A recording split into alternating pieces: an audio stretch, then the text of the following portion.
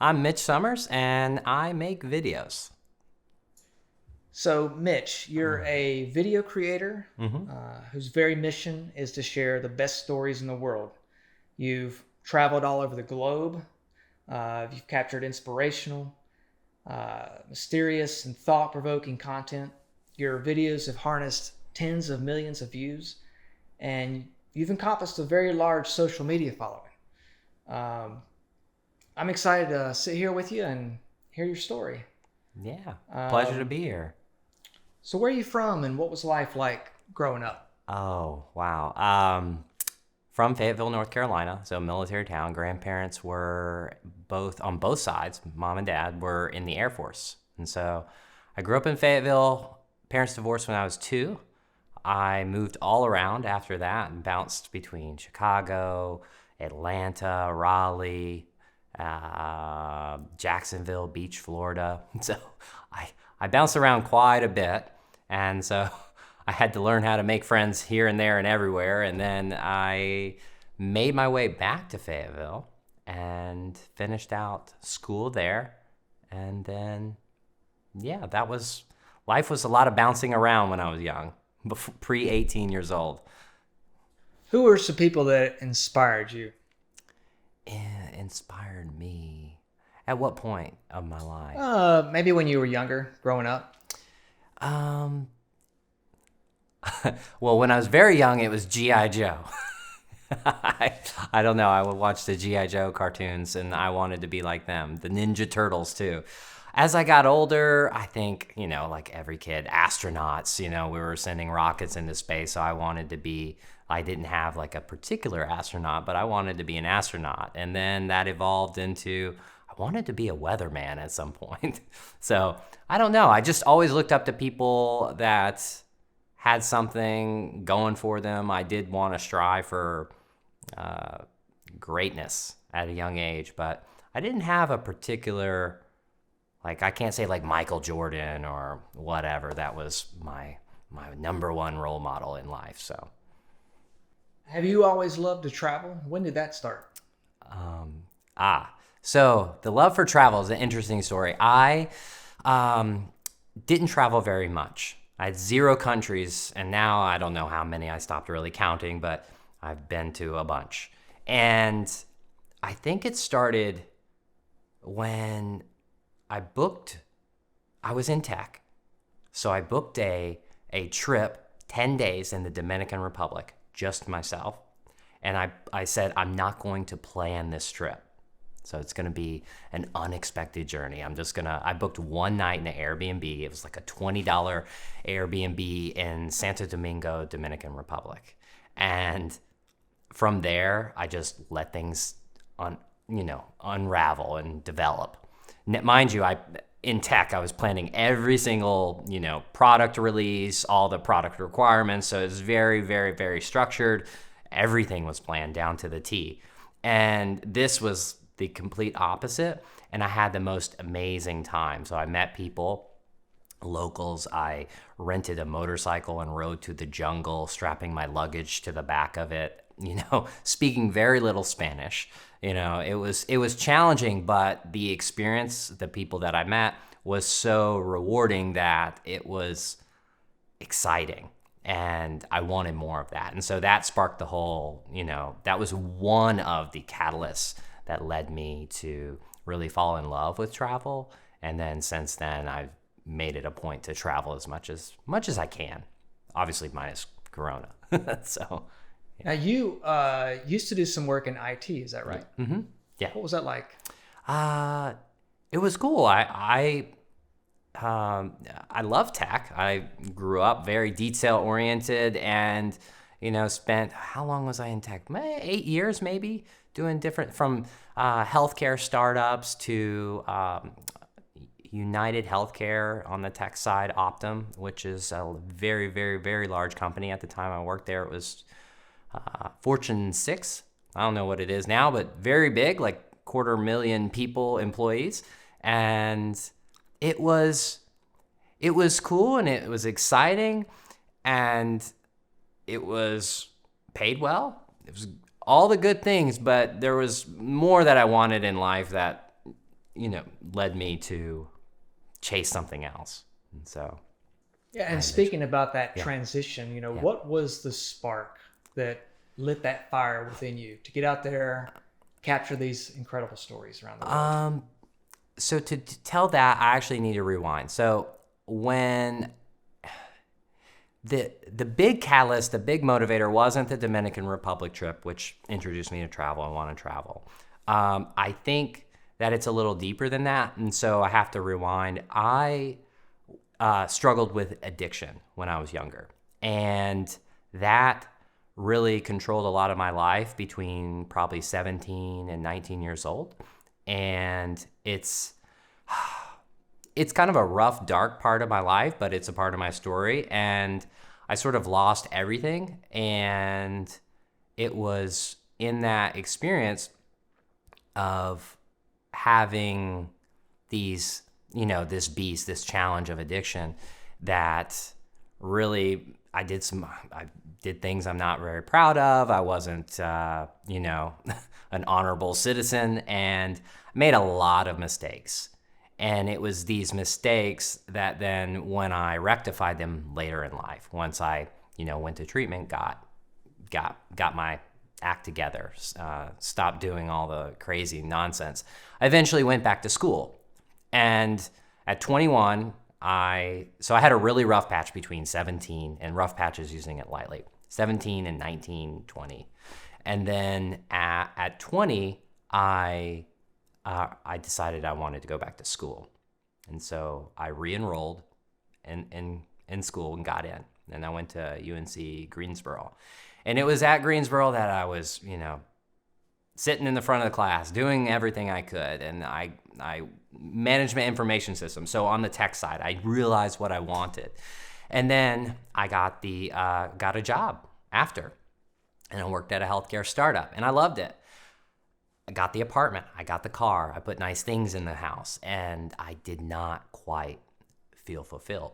So it was like, okay, I've sort of been to hell and back. I almost died from a drug overdose when I was 19 years old. And now here I am. I'm still not happy. Why? So then I started traveling. Then I had those experiences, and I met those people, and experienced a little bit of the culture and the food, and and would hear their stories, and I was like, this is it. And at the time, I was like, this is what I want. And so it gave me a sense of purpose that was a little different than just waking up and driving to an office, going to an office, and helping the company out. While I was grateful to have that opportunity, I felt called to do that. Then you sprinkle in that Dominican Republic trip that I talked about, and then I was like hooked. And that's really where I was like, I'm going to do this. I'm going to create a plan to quit my job and travel the world. And I'm going to make videos, and I don't know how to make videos. So I would always say, learn how to make videos before you quit your job to travel the world to go make videos. That's a pro tip. But I did it the wrong way, but that's okay. But I did save money. So I, saved about half a year to a year's salary. And then I knew I could comfortably travel without making any money. And that would allow me to focus on learning how to make videos. Traveling, the stress of traveling is high. So it allowed me to focus on other things. So that's that's kind of the catalyst. That's the genesis story of how things got kicked off for me. Nice. So tell me about the process you go through when you're in search of this incredible content.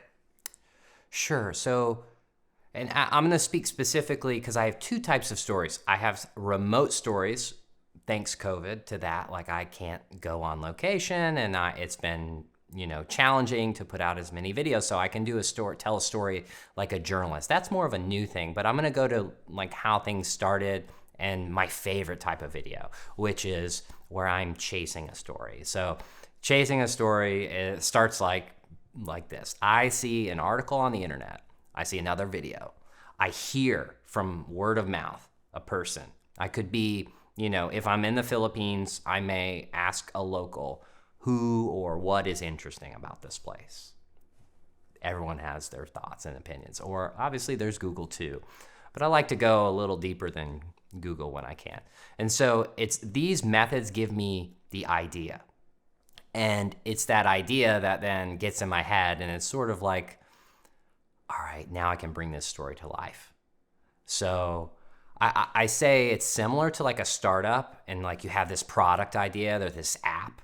And that's why I love tech too, because we could have the development team code and build something, create something out of nothing.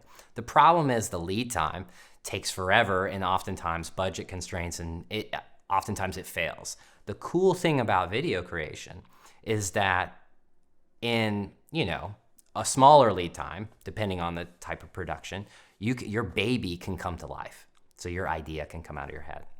So backtracking. So I get the idea from the internet, a video, another person's made a video, or word of mouth. And then from there, I do research. I find out what I can. I ask questions. I, take notes. And then from there, I come up with a script. So my stories are usually somewhat scripted, and that's because of the platform that it airs on. And I started, and still one of my largest audiences is Facebook. And Facebook may not like the slower, more drawn out 10-minute videos. Facebook was very focused on this shorter content. And since that's where I was airing my content, especially in the beginning, I wanted to make Facebook friendly content. And so Facebook friendly content needs to be in your face. It needs to get straight to the point. And so to do that, you don't want to ramble like I'm doing right now, telling a story. You want to say, hi, I'm Mitch, and what's behind me is the world's most dangerous hotel. Or actually, what it was, hi, right now I'm in the middle of the ocean, and what's behind me is the world's most dangerous hotel. And then it cuts to B-roll, and so it's like, whoa, what's going on? There's a visual. There's the world's most dangerous hotel. It's a tower in the middle of the ocean, is literally behind me, so you can visualize it. And so hopefully that hooks you in. So I write a script, and then from that script, I determine where are my face shots, where am I talking to camera like I'm doing right now, and then what's B-roll. And then I create a little shot list. It's very high level. Say hello to the frying pan tower might be that next line in the script, and then I write sick drone shot. I know, but it just sort of matches, the shots match the visual, and then then I go out and film it. And then, of course, there's editing, and then there's publishing. And so each one of those could be a long conversation, but editing is very time-consuming. And publishing is also time-consuming because you have to think of a caption, you have to think of, a thumbnail, you have to think of, when to post it. And there's a lot that goes into trying to maximize the distribution. And that's important because views are not really so I feel good and feel famous or feel, whatever. It's not that. It's that views help the page grow, which helps put money in your pocket. And if you are doing this full time, then, a view is sort of your grade, like in school.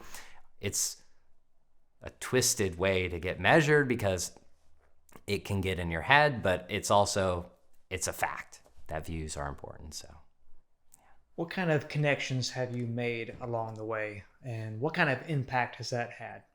I've met some amazing people. That's like the best part of the job. So I'll give you some high level connections of some probably my favorites. So I've met some entrepreneurs from Mexico, and they created vegan leather out of cactus. So cactus leather, technically it's not leather at all, but you get me. So this is really cool because it solves a big problem. So here are these guys, cactus is very abundant in Mexico, and when you chop it down, it grows right back. So people that are worried about, oh, what the cactuses are dying. No, they actually grow right back. It's like getting a haircut. So I get to meet these people, have a good time, have a conversation, eat food with them, film with them, laugh with them, cut up with them, cuss with them, because it's very stressful when you're filming and trying to get a whole video shot and, 8 hours. But at the end of the day, you walk away as friends. And that's one example. The man in the iron lung, one of the last polio survivors who's been in an iron lung, which is like a metal canister tube that helps him breathe because he's paralyzed from the neck down. So I get to find out like what motivates a man who spent 68 years in an iron lung and hear his story. It's like sad, but it's also heartwarming all at the same time. So there's a lot of emotion there.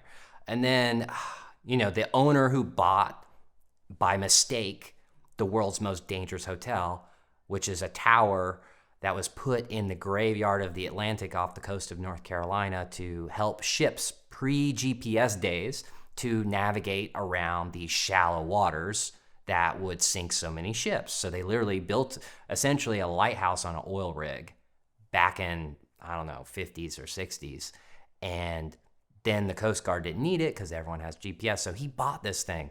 He's kind of crazy in the best way. Like, he's a character. He's 60-something years old and like a kid inside, and just bought this expensive like tree house that always needs repair because it's rusting and falling in the ocean. And to meet these kind of people, it's like it's really about that. That's very exciting, very interesting. And it's like the best part of the job is to sit down and to help them tell their story and then package it in a way that the world would find it interesting. And to do that in like a 3 to 5 minute video is it's challenging but fun. What kind of stories do you feel engage your audience the most? So basically, not boring ones. Essentially, I have a checklist. Is it visual? If not, it doesn't mean I don't pursue it, but a visual story is always going to do better, because oftentimes people don't watch, especially on Facebook, with sound. So it needs to be very visually engaging, especially in the beginning. It needs to create emotion. So I ask myself this: is the video going to be very exciting? World's Most Dangerous Hotel kind of has that. For some, it actually has a very scary vibe for others. So you're either thinking, and that's another thing, is there duality, where some people would find this either very exciting or very scary, or like be very for something or very against something. And I'll give you an example of that. I recently made a video on the journalist side where I'm not traveling, about Elon Musk and putting chips in our brain. So I'd say some people, 20% seemed, based on the comments, seemed to be for this, and then 80% do not. They're like, this is the end of the world is coming, this is going to be bad. And so that is to spark that conversation. So I ask myself, will there be conversation? So is it visual? Will it spark conversation, either for or against, or heck yes or heck no? They're that duality. And then will it create emotion, or will it frustrate or create the almost a negative emotion, but not in a way like I'm not fishing for that, but in a way that it will spark the conversation. The Elon Musk example kind of does that. So. Gotcha. And you kind of talked about this already, what's kind of the secret sauce to making these engaging. Top of the tier, what are some of the most memorable ones to you? So I've touched on them. Definitely the Man in the Iron Lung is the title of the one video. So Paul Alexander, one of the last polio survivors. Then you've got the World's Most Dangerous Hotel, which is, really cool. I've done 2 parts of this video, part 1 and part 2. I went back and did sort of more of a crib style house tour as well. It's a little scripted, a little cheesy still, but it's all like, I gotta give more depth to the story. And the guys who created vegan leather out of cactus, I would say, the floating mansion was very cool, which was the solar powered floating mansion with like, I don't know, 4,000 square feet. And it raises out of the water with these pillars, and it's got hurricane proof windows. And I mean, you wouldn't want to sail it across the ocean because it is kind of a house, but for moving around the coast is pretty cool. And to like be in the house, film it, tell about it, and it's completely off the grid, so it can go 7 knots without any, without any gasoline engines. That's pretty cool. What role do you think technology has had in reaching people? Oh, well, I mean, the social media platforms essentially are my employers in a way, right? The like YouTube, Snapchat, and Facebook, where I publish my content. I mean, I guess you could say Instagram, but Instagram's probably not where I'm pushing many videos out. But it's like a dual-edged sword because you love them and hate them at the same time because they're algorithm driven, and so the algorithm likes certain things. The algorithm likes watch time. The algorithm likes, if it's Snapchat, it likes screenshots. The algorithm likes comments. So if you're not creating content that elicits a response, either good, bad, or, if it gives you an indifferent feeling, if it doesn't make someone want to comment, then less comments is lower distribution. So I would say that it's a dual-edged sword because it's great. These platforms allow me, if I just uploaded videos on a website, my website that I built, then, I mean, who's going to go to my website? I don't even have a website. I own domains. I don't have a website.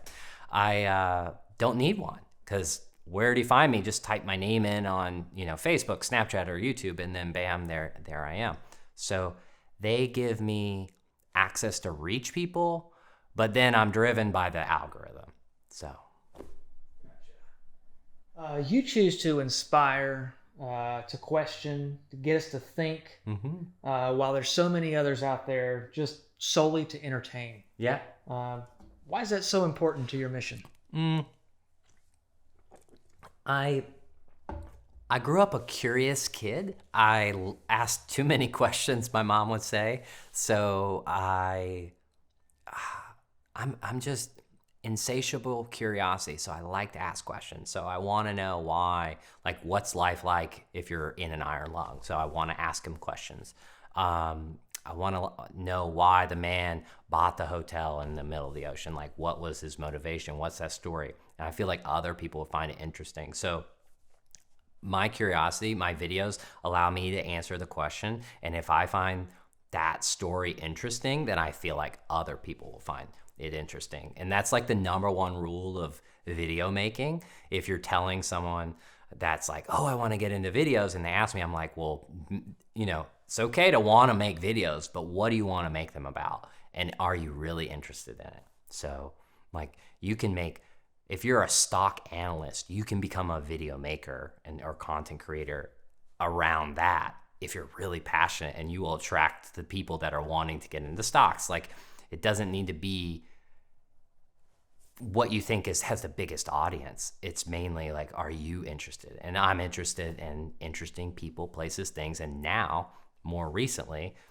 like topics that I can discuss remotely around the world. I can literally sit in a room like this and tell a story, and between voiceover and some face shots, I can literally, get people to have a conversation about, should we put chips in our brain? And that's pretty cool because I find I like Elon Musk, and I think it's cool, and I think there's a lot of interesting things that could come from this, but also it is a little scary. So let's talk about it. And so I want to bring that up, and that's what it allows me to do. Are you a one-man band? I was for the majority. Okay, so I'll give you the cliff notes of the full story. So when I quit my job and traveled the world, I had met a friend on Instagram. He and I were gonna make 30-minute long videos, like one episode per country, and we started in the Philippines. And 3 weeks in, he realized that his passion was photography. And so he was like, Mitch, I can't do this. And so he was the videographer. I was just going to be, I guess, like the brains slash face slash, I didn't really know how to shoot or edit very much. I just owned a camera. And he backed out. And that's okay. It was not for him. Better to find out early. And then I had to pivot. And so I pivoted, and then it's just evolved from there. Hold on. So what was the actual question? I know I'm deviating. Oh, you're here. fine. No, I was just asking if you're doing this alone now. Oh, so yes. Okay. Sorry. So I had one guy with me. Then I was solo, and I was solo until this last year. And in this last year, I would find the stories, script the stories, shoot the stories, and then edit the stories and publish the stories. So I would do the whole process. Now I have, in the last year, I realized that I'm not scaling as much as I would like to. So I had people who helped me. So I have virtual assistants. I have two in different parts of the world. I have an editor, and I am looking for more. So I'm not doing everything. I'm, just basically running the business now, which it's interesting, but it's been necessary for growth. Nice. What was it like working with Nosier and the folks at Nas Daily? Sure. And how that catapulted your Yeah, growth of your audience? So for those who don't know, Nasier Yassin is a content creator. He started out on Facebook, his Nas Daily, and he made 1,000 daily videos. Or one video every day for 1,000 days, and they were very short, and he chose to put them on Facebook. And this was in the perfect time because Facebook had very, very little competition, very, very few content creators on Facebook. And I saw his videos, and I was inspired by them. And since I was like, YouTube looks saturated, let me go to Facebook too, I saw him as an inspiration. So I sort of, in my own way, told stories similarly, but with my spin on on things. I made a video about the highest tides in the world in Nova Scotia, Canada. Yeah, Bay of Fundy. And he saw it on Facebook. And that was the power of Facebook, because even with a smaller following, there's the share button, and you could reach people, and you could get a lot of views. And I think it got 500,000 views, which for me at the time was insane. And I talked, like, he literally sent me a message and was like, yo, Mitch, this is great. Like, I'm looking to gather content creators. And so that was like like, whoa, this guy that's doing it and has millions of people and has reached millions and is he's very respected on Facebook, was reaching out to me. And so anyways, fast forward, we ended up going to Canada together, making 14 videos together. And then, we became friends. He was my mentor. I've done a lot of corporate work, like on the side for him. And then we, now he's got like 40 million followers, some crazy. But yeah, so I've gone and lived with him in Singapore, and we taught video making, and he's launched recently an academy called Nas Academy. So it teaches kind of content creation process. So it's pretty cool. And it was just nice. So he told, like, that was like the first little morsel of success that I had when I had someone who was a mentor, someone that was an inspiration, not a mentor, an inspiration. Where when he reached out and was like, hey, it gave me like affirmation that I was like, oh, I can do this. Like, I'm on the right track. And that felt good. Nice. Someone who wants to follow in your footsteps, what advice would you like to give them? So I touched on it before. If you want to make videos, I think it's the most important thing is to find out what you want to make videos on. It's great to be creative and want to be creative, but I think more importantly, you need to match that. That desire has to match with what stories do you want to tell? Whether you're the stock trader guy or the, human story person or whatever. You don't need to be super niche, but feel free to experiment. I would always encourage people to like take some time, journal, whatever. What magazines do you read? What blogs do you read? If you read a lot of science stuff, maybe you should make science videos, If you are in finance, maybe you should make finance. If you find people with incredible feats are interesting, maybe you need to find those people. Like, this is exactly what you're doing, Justin, so you're, wanting to, in my opinion, you correct me if I'm wrong, but you're wanting to find out the real stories about just, interesting people. And that's awesome. There's a niche for this. So then you can find out your style.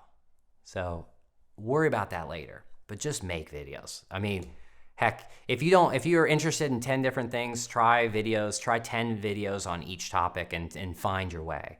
Don't be afraid to pivot and make them. Look at other creators, emulate them, copy them, find your own style later, but at least you're creating. Learn how to edit, learn how to script or tell stories. If you're on YouTube, it doesn't need to be as scripted, but you should have bullet points. And then pick what platform is going to be your main one. You're going to put it on Facebook, YouTube. If you're a business guy, maybe it's LinkedIn. Find out where your content needs it. Maybe your TikTok. Find out where your content's going to live. Put it out there and try to figure out how to get maximum distribution. And that's basically boils down to watch time. So make your videos not boring, so the watch time is high, and then you will find your way.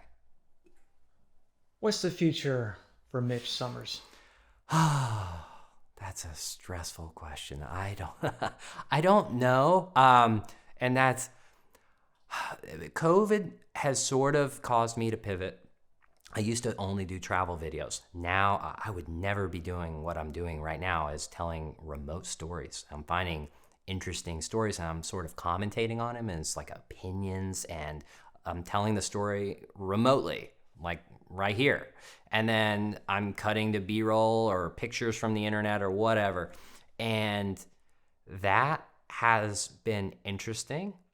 And I still love traveling. In my last video, I made about a yacht that's on a hydrofoil, and it's called the Flying Yacht. It doesn't really fly, but it's like 5 feet above the water. It's pretty cool.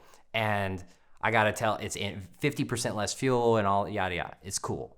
So that was my last travel video, and I got to go to Dubai and meet the creators of it. That's awesome. I still love that. So I want to do more of that, but it's expensive and very time consuming. And then if you make that video and it doesn't pay for your flight or hotels or rental cars, it's like a gamble. Like, I lost money on the Dubai video a lot. So it's going to be some travel videos mixed with the remote stories. I'm going to continue down that path.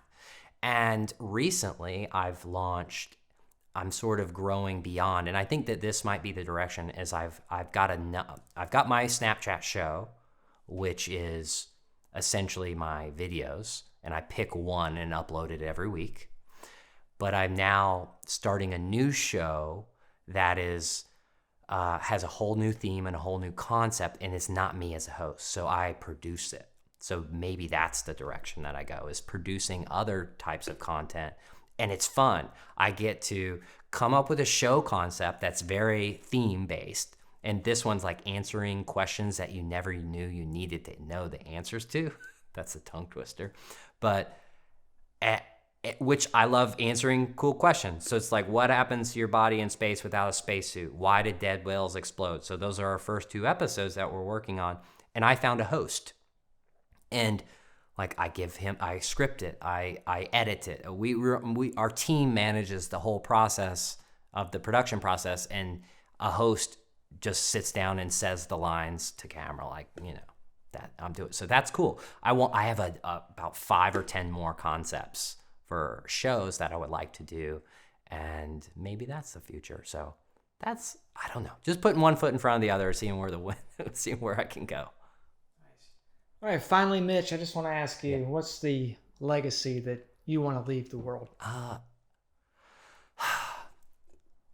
don't like the legacy thing, because I don't think I I don't think that like I need my name to be like, I've never done this for fame. My only intention originally was I wanted to make the money that I wanted to travel, meet people, tell stories, and then make, on the financial side, on the success side, I wanted to make what I made back in my IT job. I now do that, which is awesome. So I've achieved all my goals. Now it's really about the fun of the business, it's the creativity. And if along the way, I guess the legacy I could leave is if I can inspire someone else to create or pursue this, like if my content creation can inspire another content creator, then there we go. There's my legacy. That I don't care. No one's gonna know about Mitch Summers in 100 years. I'm not Albert Einstein, and I don't want to be. I think too many people try to be the Elon Musks of the world. I just want to create, and I enjoy it, so I do that. And I hope I can inspire other people to do that as well. Awesome. Well, Mitch, thanks so much for your time. Yeah. Thanks for having me.